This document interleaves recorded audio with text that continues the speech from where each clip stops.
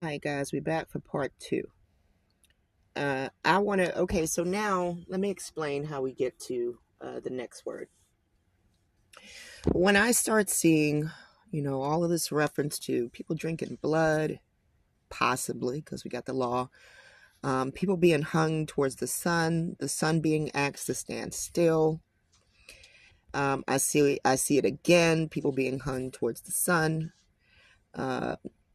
We see that people are offering cups of blood. This is what it looks like happened in Numbers over here, the Baal of Peor situation. We see these 5 kings in a cave. We find out they're hiding in Makeda, which is a place in Judah. Okay? So I say to myself, man, this is starting to look like, could this be some vampire stuff going on? And I'm saying to myself, like, well, they already fought giants. So why could it not be? Where do we get these folk tales from? So I decide to look up the name. The Hebrew name for the word. But first, let me take you to this word right here. Okay? Because you're going to see this nation, right, linked to this nation. And we know that nation, right, Israel? This is the nation that conquered us. Because Israel is conquered by Assyria, not Babylon. And lo and behold, we see this nation linked to it. Now, I'm going to tell y'all right now that this nation came up before for me in a study that I completed about 2 years ago. I did research regarding Stephen the Moor, Stephen of Hungary, and Stephen the First, and Stephen the Martyr, all being one and the same. So I know that they fucked with the timelines. Believe me, I do. Somebody told me to look at UBTV's chronology. Now, without even looking at any of this, I've come to this conclusion just with this book, guys. I promise you. Once you start digging and start realizing like something is amiss, this nation right here, this Arpad nation, already came up for me in my studies concerning Stephen the Moor. Stephen the Moor is shown pointing to hill countries, and he's a black guy, supposedly, right? So-called black guy that led the Spanish in here, right? Stephen the Moor. That's Judah. Okay? Stephen the Moor is Judah. I'm pretty certain it. Or one of these southern tribes pointing. And you'll see in that picture that they've got drawn of him, a cactus. A saguaro, specifically. Well, those only grow here in Arizona, homies. Newsflash.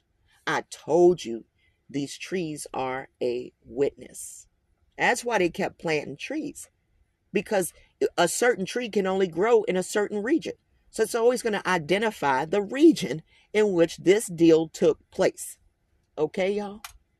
So when we see Abraham planting a tamarisk tree, he's showing you where that deal took place. Because those trees don't grow everywhere in the world, guys. The trees are a witness. And they're still here. Before I get off track, let me get back to this Arpad situation. Let's read up on what Arpad is. It's a city of Syria, frequently captured. Now remember, capture and conquer is 2 different things. To be captured is almost like you become an intern. It's almost like you work for the people who captured you, right? So Syria is captured by Assyria. And finally subjugated by Tiglath-Pileser. Isn't that who conquered us, guys? In 740 BC. Now remember, the numbers go up when they're coming down. So 740 BC is 20 years before Israel's conquered, okay? All right. So now they call that area Tel Erfat. It says here that Isaiah talked about the Assyrian king having confounded the Arpadians, snatching them up. Okay, so you're going to see that Arpad, right? Again, I think I put it in the wrong in the wrong order. I should have went to this one first, but that's all right, y'all. Y'all know how to keep up. So look at this. How do we get to Arpad, right? I'm going to show y'all how we get to Arpad. The name of a province and its chief city located in the northern region of Syria, near the city of Hamath, with which is invariably associated in the Bible. The modern is going to be the Tel Rifai. Remember, I told you they changed the name to Tel Rifai. The violent history of Arpad, right down here, sorry, led to it being used. What did I say, guys? Didn't I say Assyria captured them? So it was almost as if you become their intern. All right. So the Arpad is being used as a proverbial expression. It says the proverb is attributed to the Assyrians. The city was overrun by the Assyrians in 740 BC under Tiglath-Pileser. This is the person that took us over. And in 720 BC by Sargon. The inability of Arpad and Hamath to withstand the Assyrian attack led to the claim that Israel could not stand well either. And it's true. Once they captured these people, it was all over for us. I'm going to show y'all why. So let's keep going. What is about this Arpad situation, right? These are the people that conquer Israel. Now check it out. What does Arpad mean? Says here, how did vampires get into the medieval Jewish texts? While the array of demons mentioned in the Talmudic literature does not include vampires, occasional reference to such creatures does appear in medieval rabbinic texts. This person notes some examples, most prominently a passage from the 13th century Sefer Hasidim, which describes a flying, blood-sucking female human-like creature called a Straya. All right, so they're going to reference different creatures. You got Strayas are believed to be in existence amongst these 13th century people. The neighbors will call it in Romania a Striga in Albania, Strigi in Polish. So it seems these people believed in vampires after all. But this belief never caught on or became widespread. Who's that, y'all? That's Judah. Of course they believed in them. These were their homies. Today, nobody believes in vampires anymore. But when the vampire fiction making the rounds in the West began to be translated into Hebrew, it came out in Hebrew. But anyway, revivalists needed to find a word for the imaginary being of the night. They did. The modern Hebrew word for vampire is Arpad, taken from the obscure Armeniac word in the Talmud for bat. It's Arpad, guys. That is the name for vampire in Hebrew. Now, the Hungarians will tell you that Arpad means seed. Okay. Over here in our language, it means this. So tell me what's going on. So Assyria is now able to conquer us after they've conquered these people. Did they weaponize them?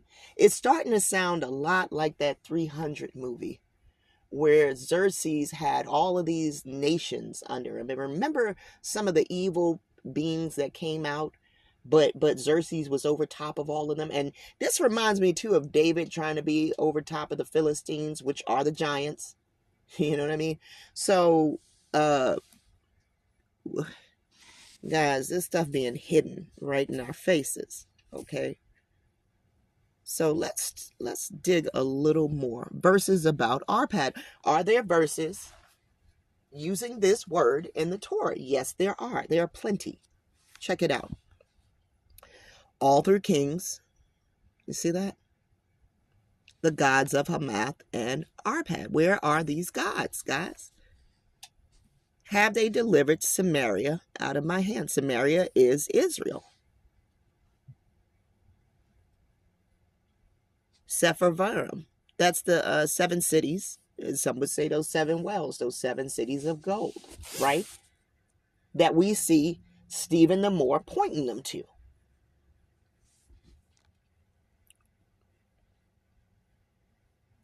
So you're going to see this reference to this name quite a lot. You're going to find it in Kings, Isaiah, and Jeremiah. You just didn't know that it meant something. Like all the stuff they keep hiding in this book. Look, that's what it means. So now do you see why I asked the question? Is Jeremiah, I mean not Jeremiah, is Joshua a vampire hunter? Let's keep going, guys. I told y'all to hold on to those 5 kings, right? I'm going to tell y'all why. Every time I see this type of sign right here, no matter who's on it, it could have been him, it could have been the other lady. What you're going to keep seeing is those 5 stars. I don't care what you do. You're going to see those 5 stars at the top. And that just keeps reminding me of these 5 kings, y'all. I could be mistaken, but is your power handed over to you from those 5 kings? I wonder.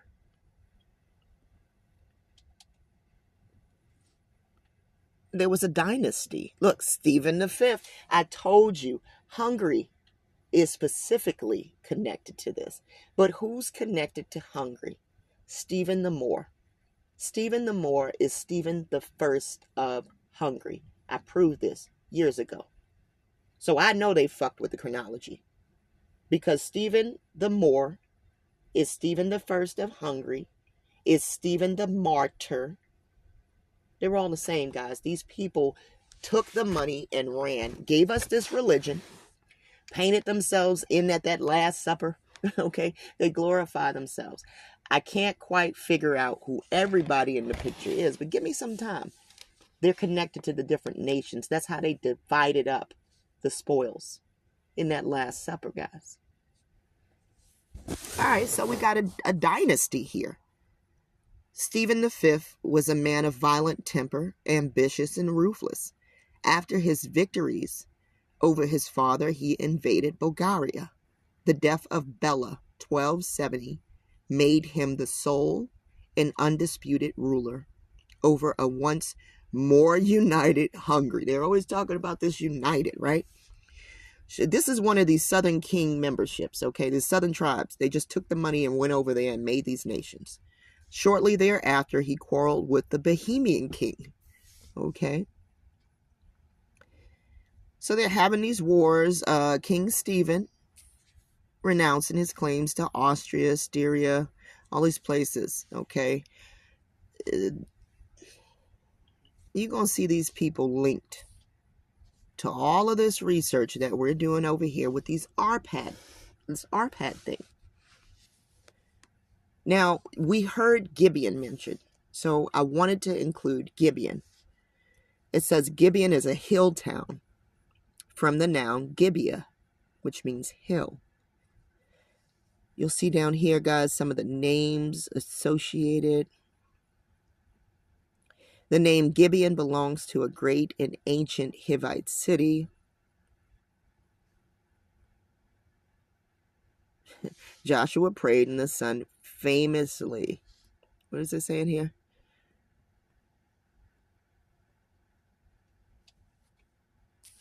Prayed and the sun famously stood still at Gibeon.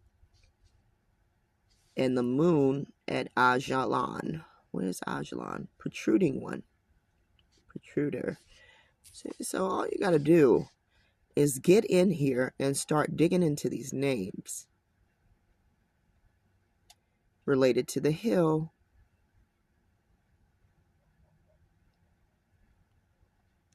Okay. Now, what I thought was strange, guys, High Hill. What I thought was strange was that I went to this Hivite, right? Now, remember, the Hivites are the ones that have the treaty with Joshua. Tent villagers. But you see, it's linked to the feminine right here. You see that? Is Joshua protecting the feminine? Look at that, the tent villagers. And that just reminds me of Sarah, of Isaac needing to be comforted in Sarah's tent. Interesting stuff, guys. So we got more rabbit holes to go down, right? Because this is definitely linked to the feminine.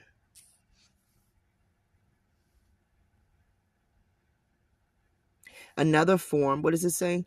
The verb hawa means to lay out in order to live collectively, and describes investing in one's personal sovereignty into a living collective like a symbiote. Now, you see the difference in what they're saying right here versus the kana, huh? You see the hawa, where you're your own personal, you are personally responsible to your creator, your personal sovereignty, versus the kana, right? Where there's synchronicity, right? Versus symbiosis. Synchronicity sounds like falling in line and getting under a king, right? Well, Hawa looks like you're your own personal sovereign being. You see that? Working collectively. It's mostly translated to prostrate, which is to submit oneself wholly and bodily to a collective or to the leader of that collective. You see the damn difference here? This is what Israel was living under. But no, Judah wanted that kana, right, Judah? That king, that synchronicity. Israel wanted that hawa. Means to lay out in order to live collectively, and describes investing in one's personal sovereignty into a living collective like a symbiont. It's mostly translated as prostrate, which is to submit oneself wholly and bodily to a collective, that nation of Israel, or to the leader of that collective. Who was the leader, guys? Cling to your wife, Sarah, because Sarah means chief, and Israel was in her tent. Never forget. Another form of laying out is proclaiming information that will lead to greater oneness amongst the hearers. The noun awa means declaration and is identical to the noun ahawa, meaning brotherhood.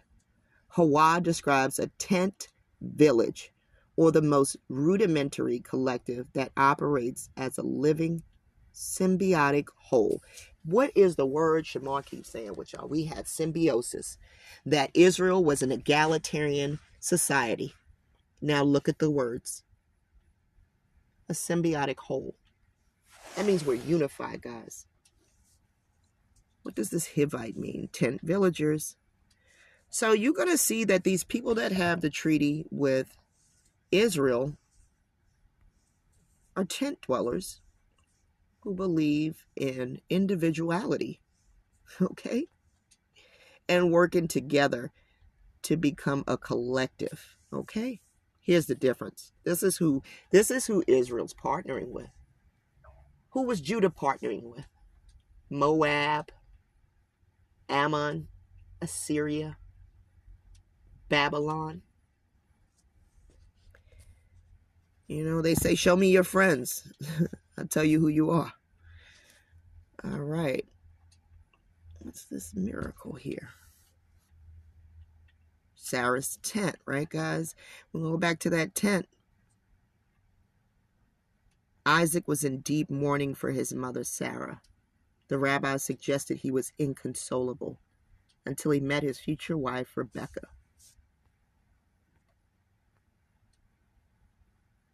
Isaac slept with her, married her, and then he loved her.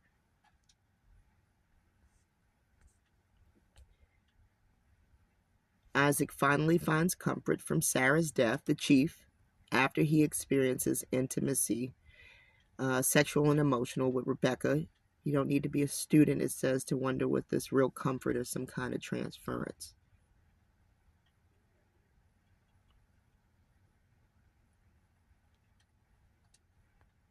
Isaac is comforted by Rebekah's physical and emotional presence, it says.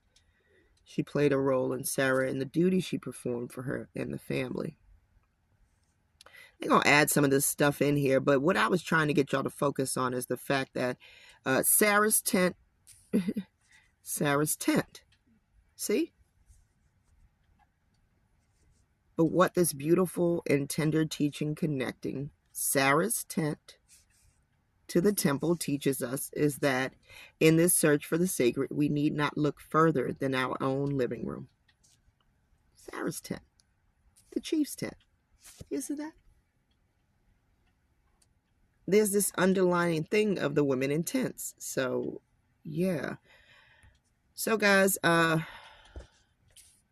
just wanted to show y'all that there's something going on in this passage that maybe we never really paid close enough attention to connect the dots.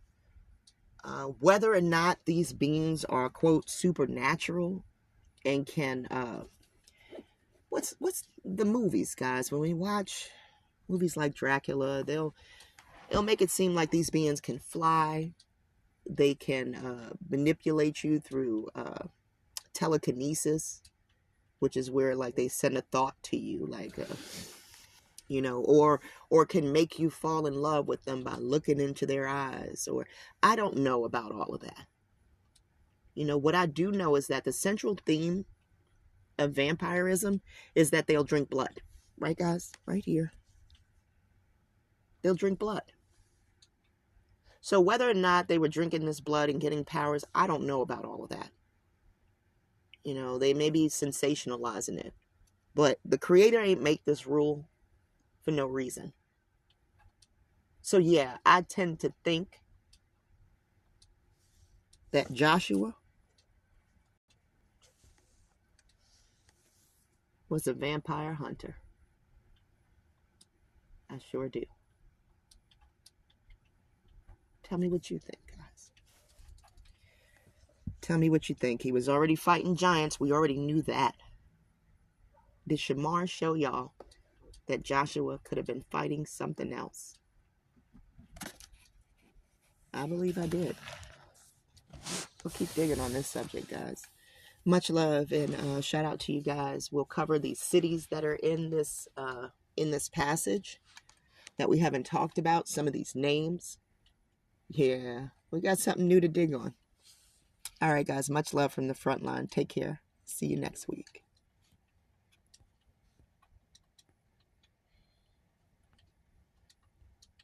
I could use the magic, but take care.